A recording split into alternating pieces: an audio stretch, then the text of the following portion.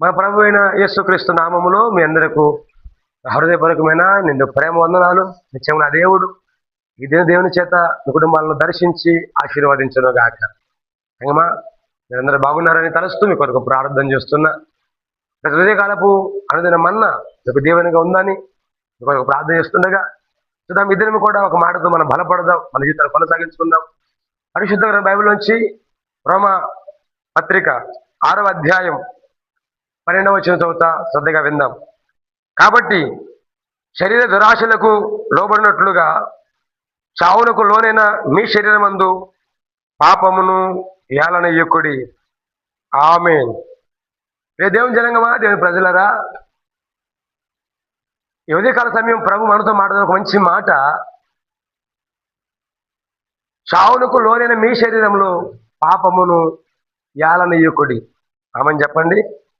హల్లెలూయా. సంగమా, మన జీవితాలు పాతాళానికి, నరకానికి, మరణానికి అప్పగించబడిన బ్రతుకులను యేసయ్య తన శిలువ రక్తం చేత కొన్నాడు, కన్నాడు, పరిశుద్ధపరిచాడు.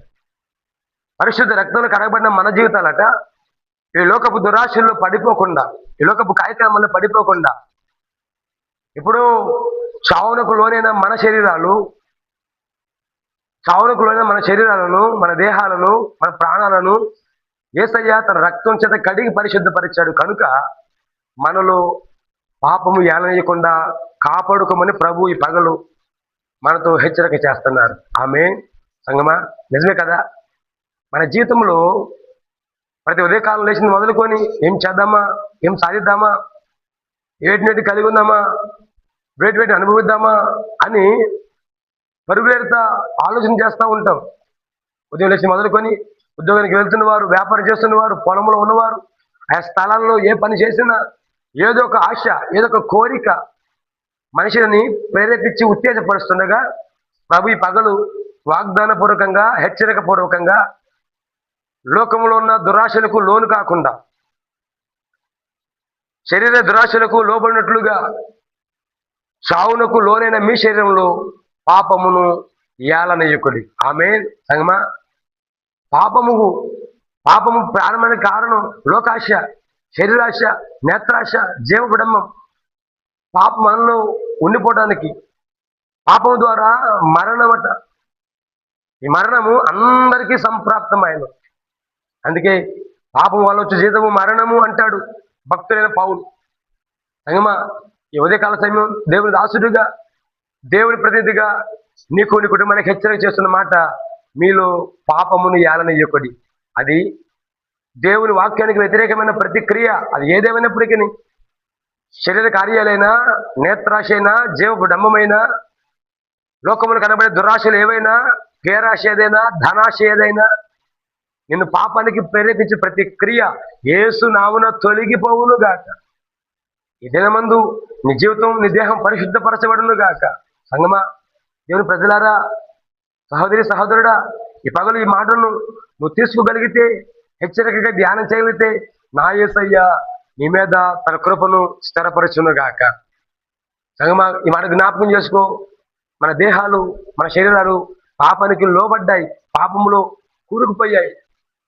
లోక సంబంధమైన సమస్త దురాశల్లో చిక్కుబడ్డ మన దేహాలు విడిపించబట్టడం కోసం యేసయ్య తన రుజుర రక్తాన్ని, శిలువ రక్తాన్ని, కల్వరి రక్తాన్ని నీ కొరకు, నా కొరకు దారపోశాడు.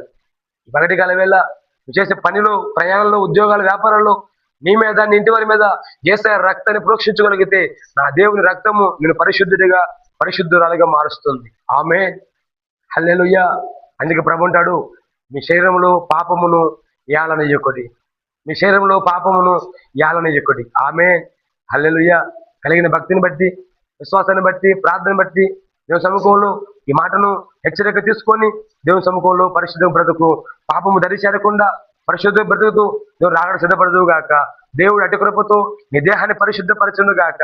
నీలో పాపము లేకుండా, నీలో అవిధేయత లేకుండా నా దేవుడు తన శిలువ రక్తంతో నిన్ను, నీ కుటుంబాన్ని పరిశుద్ధపరచును గాక. అటు కృపతో దేవుడు మనందరినీ ఆశీర్వాదించును గాక. ఆమేన్. ఆమేన్. చిన్న ప్రార్థన చేద్దాం. ప్రేమగల తండ్రి, నీ పరిశుద్ధ పాదాలకు స్తోత్రాలు. ఈ దినమంతా నీకు లోబడుతున్నామయ్యా, నీ వాక్యానికి అప్పగించుకుంటున్నాం.